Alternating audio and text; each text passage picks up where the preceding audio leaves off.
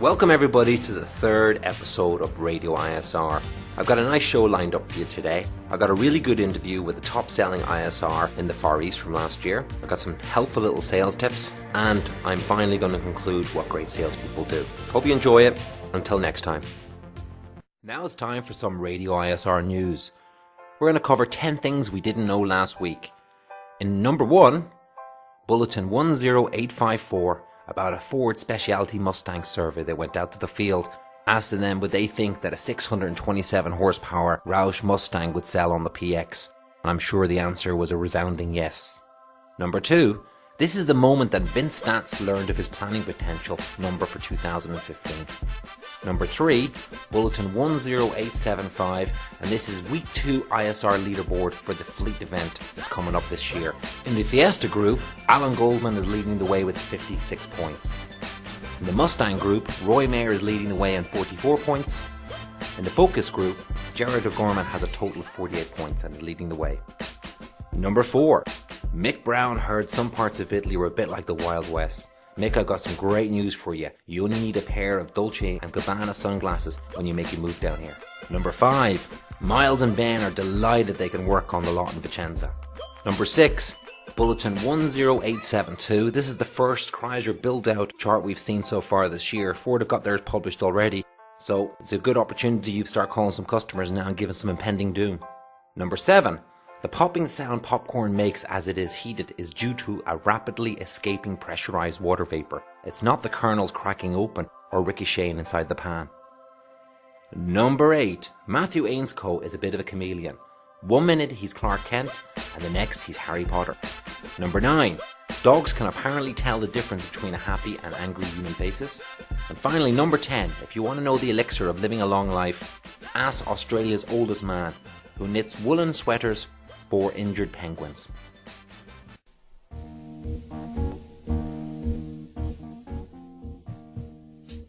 We're going to do a new part of the show, and it's all about helpful tips. And this one is an oldie but a goodie, but you'd be surprised how many people don't know this.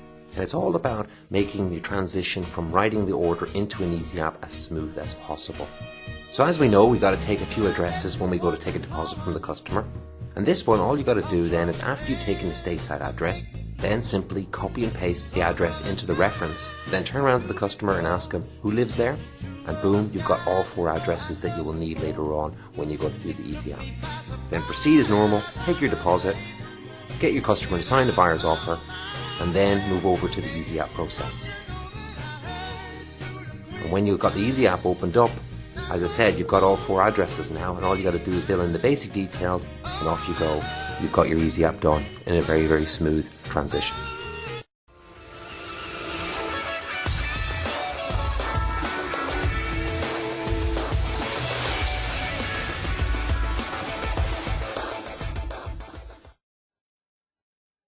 Now it's that time of the show to play ISR in a reasonably priced car. So you know how it works. I'm going to name 5 features of a vehicle, and hopefully you'll be able to guess the vehicle at some point in time. So let me start with number 5. Standard 2x USB ports. Number 4, standard with a rear view camera. Number 3, it gets up to 42 miles per gallon on the highway. Number 2, it's available with 1 litre EcoBoost engine. I'm sure now you've got this. And then finally, number 1, standard with a 2 litre direct injection 4-cylinder engine that puts out 160 horsepower. And of course the vehicle is the 2015 Ford Focus. I bet that looked real easy when you were doing that at home. We're going to try something different now. We're going to put somebody on the spot and see how they fare when I give them a call. I'm going to give a call to a guy named Eddie Purcell. He's a bench ISR and he's training in Aviano, Italy. So let's give him a quick call and see how he fares when I put him under a bit of pressure.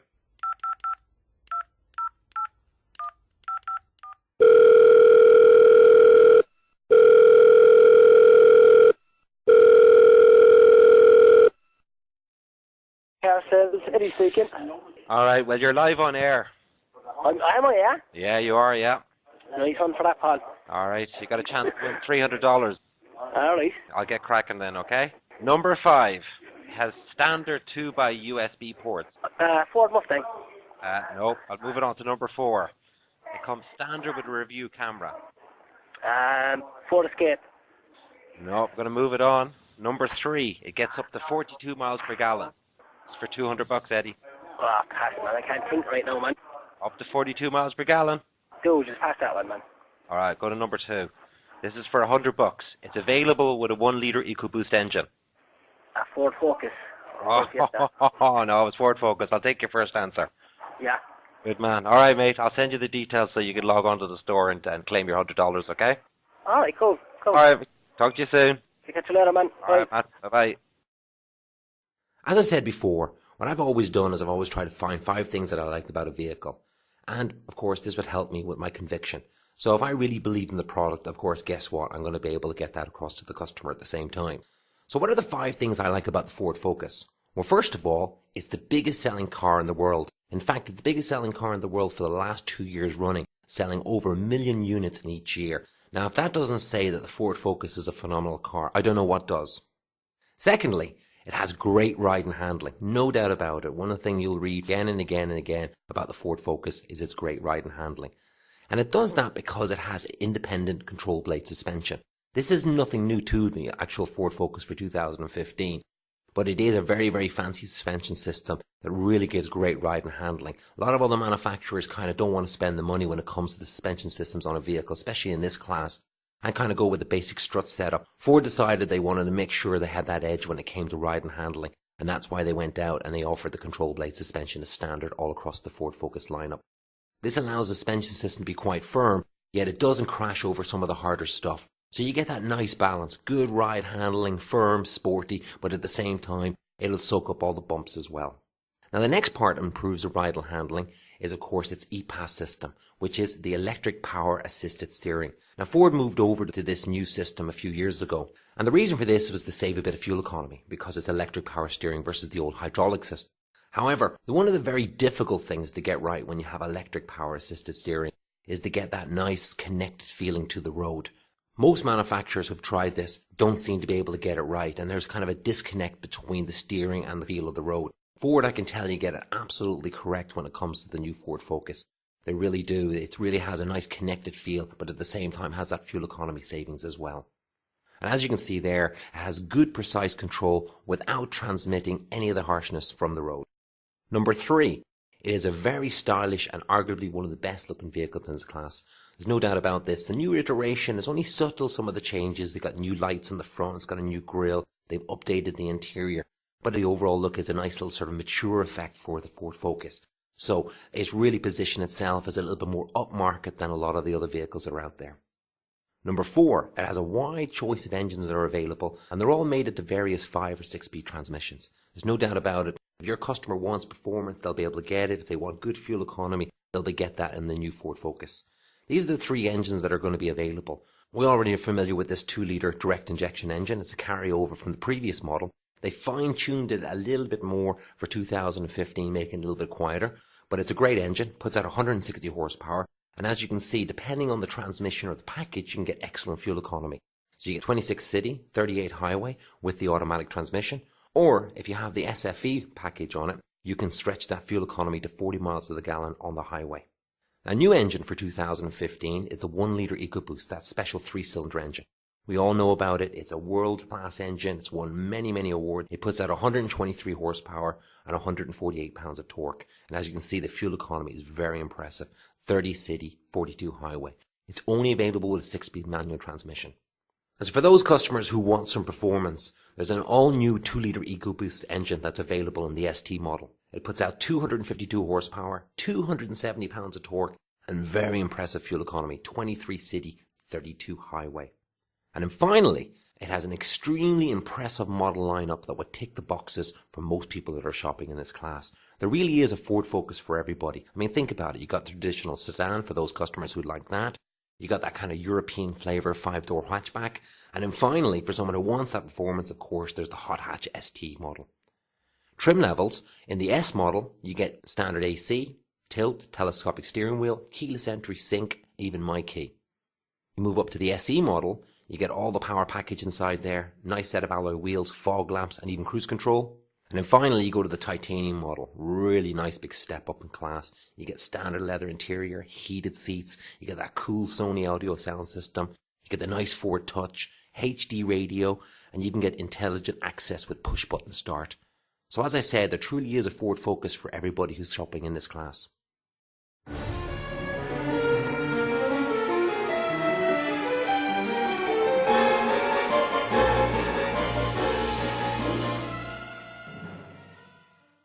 So boys and girls, it's time to move on to the greatest question ever asked. Last month, I posed this question to everybody out there. Why can't we get as many Dodge Challengers Hellcats as we want? Simple as that. And I was inundated with emails. In fact, I got so scared that I thought I had to hire a secretary to take care of all the responses. But in the end, there could only be one. So I sent it off to Jason Berman for his expertise to pick a winner. And he picked Robert Spagnol as the best answer. And what Robert wrote to us was, due to limited production, Chrysler Dodge will only allocate a very limited number of Challenger Hellcat units at their discretion to Dodge Chrysler dealer and distributors. Fair enough, it was a good answer. I went back to Jason. Jason elaborated a little bit for me, and he said very simply is that the planned production for Hellcats is about 3,500 units for the whole entire production cycle. So based on this, Dodge have come up with a way of basically formulating who gets one. And what they do is they look at your last 180 days worth of production. So for those dealerships who sold lots of Dots and Journeys, well guess what? They get a chance of getting a few more than the rest of them. So we want to improve our chances and we want to keep on getting as many Hellcats as possible. Let's get out there and push some Darts and Journeys and Durangos. So now I'm going to move into this month's question. So again, just like the last time, you can earn yourself $100 if you answer it correctly. And the simple question is, what exactly is built out? And how can we use this to our advantage? So, till next time.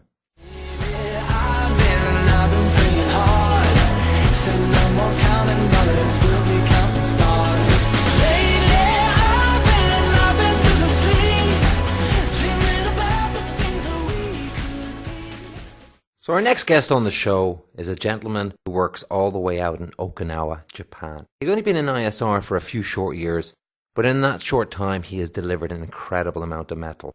So without further ado, let's give Brian Kramer a call in Okinawa, Japan.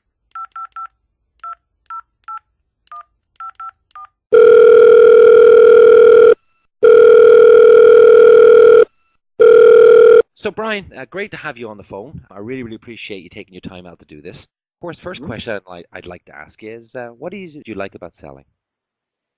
What I like about selling is that basically can just be yourself, go out there with people, and you can create a living without having any sort of formal education. Really kind of get yourself out of the rat race of what people normally have to do to survive for life and just go out there and make things happen. And it's really rewarding. Cool. And what is it that you dislike about selling? Oh, the stress level for sure, which is why I will probably not be selling for the rest of my life, and you do my best to pull as much out of the opportunity that I can. Therefore, I won't have to work in the future because the stress level does get to you, and it does make you feel like you just want to give up sometimes, but perseverance is definitely going to pay off in the long run. That's cool. That's true. I think we all suffer a bit of stress, especially when you're doing a lot of volume like yourself. Now, my next question for you, are you a gearhead, or do you feel that isn't necessary to be a successful ISR? I'm definitely not a gearhead, and no, it is not at all a requirement of being a successful ISR. I don't know much about the actual cars themselves, the engines. I mean, other than just some of the advertised horsepower that I got memorized, I really don't delve into that. Really, I focus on our program, because our program is what sells the vehicle. I know the vehicle's important, but it's really kind of an afterthought because the customers overseas and they kind of want things just taken care of for them. So I dive in on that, and then they know with the products we sell, they're going to get a good deal and a good product. So you're a big believer in the program. That's how you do it. Oh, yeah, definitely. If we didn't have the program and I was just selling cars, I wouldn't do half the volume that I do.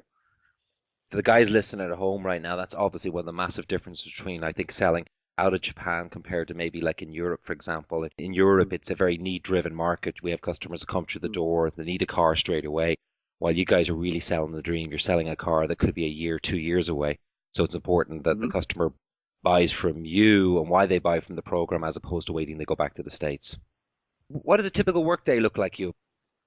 It's typically about a 10-hour workday or so. I normally come in an hour before my scheduled time and, try and get my head on straight, maybe get some sort of an energy drink or a coffee and go through my emails from the night before And that way, when my official start time starts, I've already got that out of the way. I can go out and start prospecting. And that's what I do a majority of the day. At least 4 to 5 hours of the day, I'm out there trying to meet people, take a nice break for lunch in the middle of the day, and then go back out there in the afternoon to try and meet more people.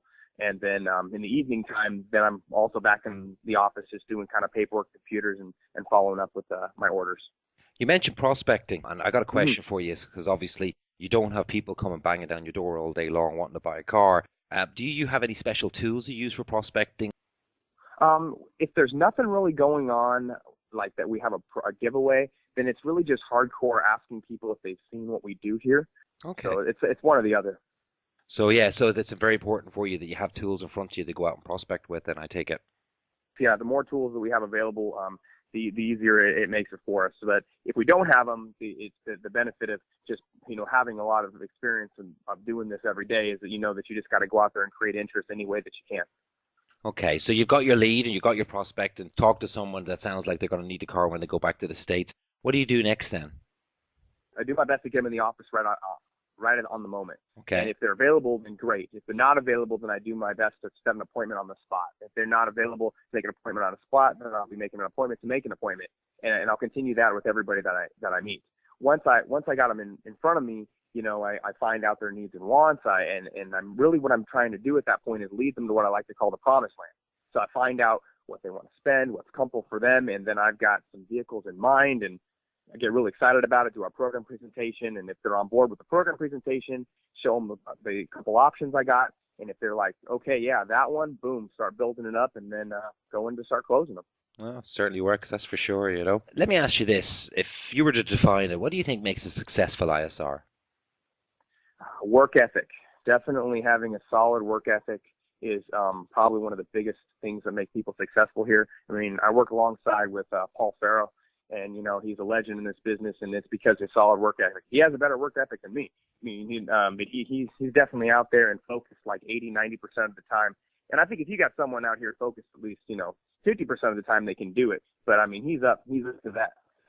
That's what and I think I'm probably closer to 70-80% because I get a little distracted. But focus and work ethic is really what pays off, because if you get too distracted, you may sell a few cars, but you're never going to hit the number that it takes to make the bonuses to make it worth it. So if you're focused enough of the time and you hit the numbers that are set like for what the whole area is supposed to do, but you exceed it because of your focus, well, then you're going to start actually getting paid the big money.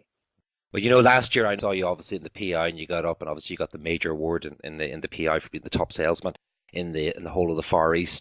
So let's say you're going to the PI this year, and a new ISR comes up to you and says, can you give me a single tip? Just give me something that's going to make me successful. What would you tell them?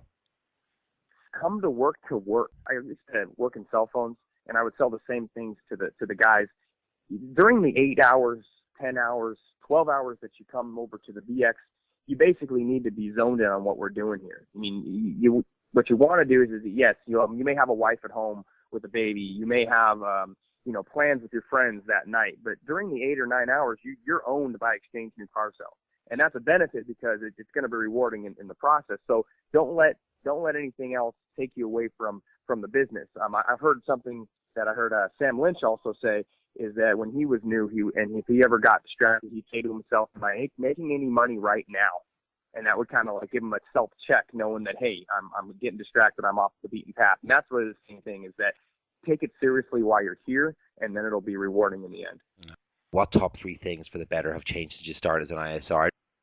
So I'd say one of the main thing is that it feels like New York is more on board now to helping us deliver our vehicles. It's not an us versus them type of a thing. It's not, oh, you're just a sales guy. It's that they want the vehicle to deliver just as much as we do. And I know that, the owner and, David Kohlring and Tim Daniels and all you guys wanted to deliver, but I mean, some of those guys that were 9 to 5 maybe didn't feel that way. And now I have a sense that they do feel that way. So I like that. That's good.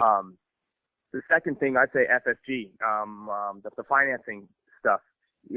Basically approvals. Now, I know interest rates change, and that's related to the Fed, not necessarily us directly, but I know that we're seemingly, with our in-house financing, taking on some lower credit scores that's really helping me out. I mean, people that are in like the mid-5s are getting approved now that when I first started, we wouldn't touch, and we'd be sending to an additional place that would give them a really high interest rate. And now we're taking care of them with like an 8.5% interest rate for someone in the mid-5s, and that's pretty unheard of. I mean, I got customers that was like a 522 that got an 8.5% interest rate, and he was ecstatic. So FSG was the other part of that. Ah, good, excellent. It certainly made our lives a lot easier, that's for sure. And you got anything else you want to add on to that? We got good product. That's a lot. That's good. That actually keeps up with the Joneses. Like a lot better than it was when I started. I mean, the redesigns and that all the manufacturers have done have really kept us in the running. I agree, absolutely. Yeah, there would be the three things actually I was thinking of when you were saying that as well. That's for sure. So it makes our job a lot easier when we're selling really, really good products, which we have nowadays. And then finally, is there anything else you'd like to add, or maybe tell the boys and girls at home? Maybe a little message from you. Yeah, the company has amazing opportunity. I mean, I came here with $500, really hard situation in life, and essentially, Changing Car Sales, MAS has paid me over like $700,000 in like less than 5 years. Now, I haven't saved it all because obviously I have to live, but I've been able to save and invest about $500,000, and I never would have been able to do that without this company. So there's great opportunity here if you go out and grab it by the horns. Brian, again, thank you very much for taking your time to do this. I really, really appreciate it, and you've really passed on a huge amount of your knowledge to us, and I'm sure the boys and girls at home will be able to take away something from this. Paul, I really appreciate it.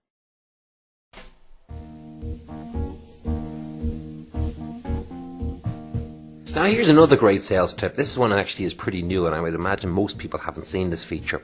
This was passed on to me by Shalandria Hall, who works in the UK.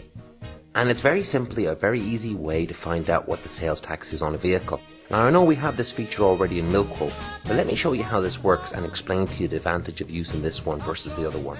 So very simply, go to order, then click on sales tax, and all you need to do then is add in the amount, add in then the zip, the year, hit get sales tax, and it will tell you the exact value. Where this is really, really handy is if you've got a customer coming in who wants to check on multiple values or wants to check on different states, instead of having to keep rerunning the milk quotes over and over again, you go in there very simply and do that. And then if it's an email inquiry, for example, you can hit print screen and you can show them all the different variations of how much sales tax will cost between the different states or the different zip numbers that they give you. So again, excellent feature that is in CRM, and really appreciate that Shalandria passed that on to us. Are you ready? Hey, are you ready for this? Are you hanging on the edge of your seat? So it's finally time to conclude what great salespeople do, or like the book has said, what great people do. And as I said before, it's written by a guy named Michael Bosworth, and I highly recommend you get out there and read it. Before I get into the final bit of the presentation, I just want to give you a little quick recap where we are with it so far. So as I said before, the brain basically is split into two areas. There's a left hemisphere and there's a right hemisphere. Basically, the left hemisphere is all about linear reason, grammar and facts, and it's always craving information. However, the right hemisphere is the creative part of the brain, it's the emotional part. More importantly, the right hemisphere makes decisions based on intuition, emotion and experience. So the left brain is great at taking information, but it's absolutely useless at making decisions, and it leaves that up to the right hemisphere, which does it using intuition, emotion and experience. So as I said earlier on, there's a little bit of a flaw sometimes on how we present a vehicle, because guess what? Most of the time when you're presenting a vehicle, you're using a lot more left hemisphere. You're asking lots of questions to the customers. Now, they're all very logical, but of course, that's what it is. It's a lot of questions. And the reason for that is because of our training. It's very easy when you're being trained to understand why PCS data is important and why asking what the payments per month, what the customers want. They're all logical left hemisphere activities. However, it's much harder to understand the reasons why people make subjective decisions based on intuition and emotion.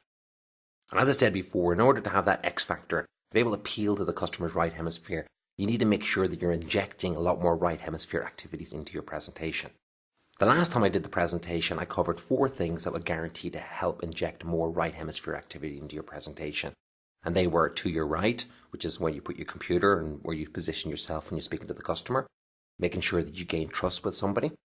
The hidden power of vulnerability, going forward, showing people your vulnerability, not pretending all the time that, everything's great and so on and so forth. Now I'm going to move into something a little bit different and cover the last few of them, which is story, instant gratification, touch and feel, and then visual aids. And then finally I'm going to finish up with a selling system called the 4 S's. And that should then conclude this presentation. Now I'm going to talk about something that's very, very important, and that is something that's called story. And what it is that instead of just asking questions all the time and telling the customers what the features and the benefits on there, you can tell them some sort of story, something that went on and how it relates to the business. And the reason why being able to tell people in a story format is so powerful, we are predisposed to listening to stories. It's just something that's gone on for literally probably hundreds and hundreds of thousands of years. But one of the things is we are completely predisposed when we hear a story. As soon as someone starts to tell a story, we're all ears. And not only with that, more importantly, we go from being basically opposing the other person on the other side. No longer are they talking to us or at us. What we do is we start to imagine what it's like to be there. So it's almost like a journey where we go from a listener into imagining what it's like to be in the other person's shoes. And if during your presentation you can tell a story that somehow relates to the customer or sends some sort of message or a point across, you will get the customer, instead of opposing you, they will get to imagine how it is in your shoes, which then aligns them up a little bit better with you. So you're no longer opposing each other. So the reason why this happens is simply our minds are wired to respond to a story. It's an intrinsic to who we are and how our brains function. As humans, we are natural story learners, storytellers, and story listeners. The right brain sees the big picture. It thinks in images, pictures, and stories. We experience stories in a sensory term. We experience it in our imagination. We hear it, we see it, we smell it, we taste it, and we feel it. That's how powerful a story is. Now, the next thing I'm going to talk about is something called instant gratification. Now, I know, of course, our guys in Japan probably can't offer instant gratification unless, of course, our customer is PCSing in a very, very short period of time. But we're going to talk about some of why that is beneficial. Now, I know we've probably all dealt with this before, where we've had customers in our office and they come in and they're extremely specific. It'll be black and it's got to have a sunroof and it's got to have four-wheel drive. And you explain to the customer and you say, okay, no problem. Look, I don't happen to have that car in stock, but to get you what you want, I can get it in 90 days. I'll have a special order from the factory. The customer says, yeah, no problem. Sounds easy, okay. So you put your special order together, you put everything exactly the way they want. The customer leaves the office. Then you're calling up 3-4 days later only to find out they bought some other manufacturer and the car is completely different. It isn't black, it isn't a sunroof, it isn't four-wheel drive, it's a car, it's not an SUV. There's a million different things that are totally different about the presentation. And of course, you're very, very disappointed. You're very disappointed because your customer told you specifically what they wanted and you said, no problem, can you live with that lead time? And then boom, they of course said they could. And guess what? They went and purchased something completely different. And the reason for that is good old instant gratification. During your presentation, they told you what they wanted, for sure. And because you told them the lead time, they said, okay, that's maybe doable. And then when they went shopping somewhere else, they got told it wasn't doable, but guess what? I can get you this car and you can be driving it next week. And unfortunately, the power of instant gratification ruled over getting what the customer thought they wanted. So my advice to you, very, very simple. When you make that presentation to somebody and they say, look, we don't mind waiting to get the car of our dreams, I say you should present two vehicles. One, of course, the car of their dreams with the longer lead time, if that's the case. And then the other one should be something that's comparable or very, very close that they can get straight away. And then let them make a decision. Same goes for a counter offer. I know we're all very guilty of this. We get customers come in, we try to sell them the car of their dreams. They get a counter offer. Okay, great. You're going to have to save $6,000. And it seems like a great idea at the time. And then guess what? We send the order through and 3-4 months later, $6,000 isn't saved up and they've gone off and bought something else. So to be perfectly honest with you, sometimes on the case of a counter offer, you might want to work on the same sort of strategy. This is what I've got and you can be driving that car sooner rather than later. Now, next we're going to talk about is something called touch and feel. And this is extremely important. And again, for all those boys and girls that have show cars sitting outside, it is very, very important that after you make your presentation, or even before you make your presentation, that you give your customer a bit of a walk around. Even if it's not exactly identical to the same vehicle, give them a chance to touch and feel and sit inside it and get that right hemisphere working. You would be surprised how many salespeople don't leave the office and just think that because they've walked by the car or the customer knows what they're looking for, they don't feel they need to do a proper walk around and show the person the vehicle. And in addition to that, if you've got test drive plates and the car is available, go ahead and offer a test drive. This is another way where you can involve the right hemisphere part of the brain. Touching, feeling, test driving the car will help the customer to make a decision sooner and make the right decision for them as well. And the next thing I want to talk about is visual aids. Again, you may not have the car outside. You may not have the vehicle to test drive. So it's very important that you build up some sort of file and folder with as many visual aids as possible inside there. Now, for example, you can break your vehicles down. I know New York provide this from time to time, a copy of each brochures. But you can also take those folders and put other things in there. You can put videos in that you can get from YouTube. You can update it with all the different brochures, any other downloads that you can get, and put them into a specific file that's relevant for that. For example, that's one I've got on the Mustang. And during your presentation, you can show your customer all the different visual aids that you have. And you know what? If they're really into that, then you can say, have you got a memory stick on you? Take it, put it on their memory stick, and they've got something to take away. Now we're going to take a quick commercial break, so don't go anywhere. Well, selling the car is just like fishing, Wilbur. You bait the hook, you throw it out, and then you reel them in real slow. You ask them questions about their family, what they do. You act like you're interested. And once you get their trust, kabowie! Now we're going to look at something called the 4 S's. And the 4 S's is just a pretty simple overview of how a presentation should look like. So I'll cover what the 4 S's are. So it's pretty straightforward. The first 4 S's, sell yourself. That's a no-brainer. We get taught that all the time. Make a favorable approach. Find some common ground. You know, it's important that the customer likes you, that you build up some sort of rapport with them. And as you can see that creates trust. And trust, of course, is a right hemisphere activity. So the next S is to sell the program. And by selling the program and showing your customer exactly what the benefits of our program versus the stateside dealer automatically builds in even more trust. And as you can see, that is a right hemisphere activity. So it's very simple, it's very straightforward. Before I give you a quote in the car, let me tell you how we're different from a stateside dealer. And then automatically, as I said earlier on, you're going to go from being a salesperson to a sales consultant almost straight away. So the next S is sell the vehicle. This is, of course, when you introduce blueprinting, which is a left hemisphere activity. You can use all those visual aids, the pictures, videos, which of course will be right hemisphere. You could introduce a test drive if it's available, right hemisphere. You can also do a walk around on the vehicle, which is right hemisphere activity. And then finally, the final S, sell the value.